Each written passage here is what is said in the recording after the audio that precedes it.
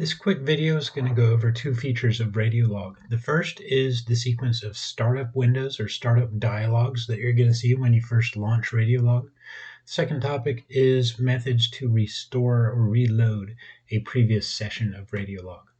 So let's start it up and see what we got. Okay, the first startup window that you're going to see is asking if this is a continued incident. What that means is today's Radiolog session going to be the next operational period of an incident that was already running from days past. Normally, if you're starting a new incident, you can just hit escape quickly or hit enter because no is the only valid selection here, or X out this box, any of those, to start a new incident. If you do want to continue a previous incident, you select the row that you want to continue, and it's only going to show operations from within the last 4 days on this computer. If there were none from the last 4 days, this window won't show up at all, so that'll simplify your workflow. If you want to select one of these, the yes button will populate and tell you what it's going to do. It's going to start a new session with operational period 3, and the next clue number is going to be one more than the highest clue number of the one that you're continuing.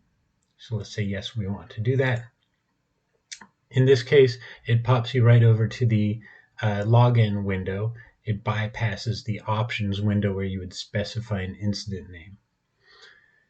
The login window, if your team uses login normally, then you can select your name from the drop-down list of known operators, meaning people have used this computer before for Radiolog. Or if you're not in that list, you can type in your name here and an ID and hit login, and those will show up here in the top right. If you ever want to bring up that window again to change who's logged in, you just left click on the top right and it brings up that same window again. The window I was talking about that it skips during startup is the same as the options window if you were to click this gear icon here. If you're starting a brand new incident, it'll flash this name at you and ask you to change it to a more useful name than the default of new incident. That's really the only thing to address in this dialog box right here. So that shows the startup options. Now for the topic of how to restore a previous session, keeping in mind that restoring a previous session is different than continuing an incident. Continuing an incident increments the operational period number and increments the next clue number. Restoring a session or reloading a session just reloads that exactly as it is from before. So if you want to see the hotkeys that you use to do that, you ever need a reminder of it, that's what the help menu is for here. You click this question mark icon, which is the same as just pressing F1. That brings up the help menu, which is shows the list of hotkeys here. The only two we're talking about right now are F4 to load an existing Radiolog. It doesn't have to be from within past 4 days. Like I said, it can be from any point in history on this computer, unless the administrator deleted some really old Radiolog sessions. The other one is F6. It'll restore the very last edited ones, the previous session of Radiolog.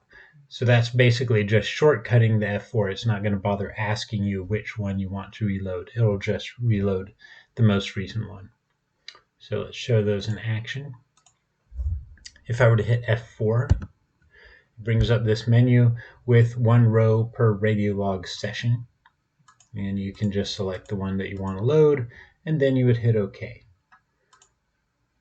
I'm not going to load one right now. I'm going to hit cancel because we'll see what a loaded one looks like when I hit F6. Remember, that's the one to restore the most recent session.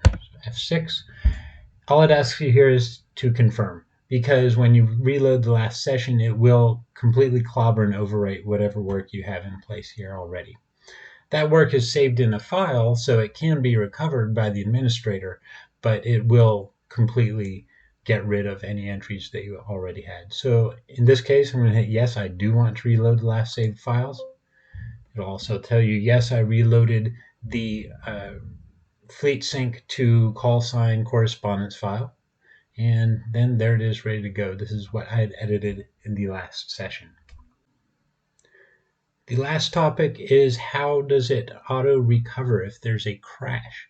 So that part is pretty simple. I'm going to go ahead and crash Radiolog here intentionally from a different window. If that happens, maybe due to power outage, generator ran out of fuel and the computer shut down, anything along those lines, or some other unexpected reason, all you have to do is restart Radiolog, and it should notice that the previous session did not shut down correctly, and it'll offer you to restore that previous session. Assuming that is what you want to do, all you have to do here is hit yes, and it'll restore that previous session, and it will ask you to log in again. Okay, that should cover everything. Thanks.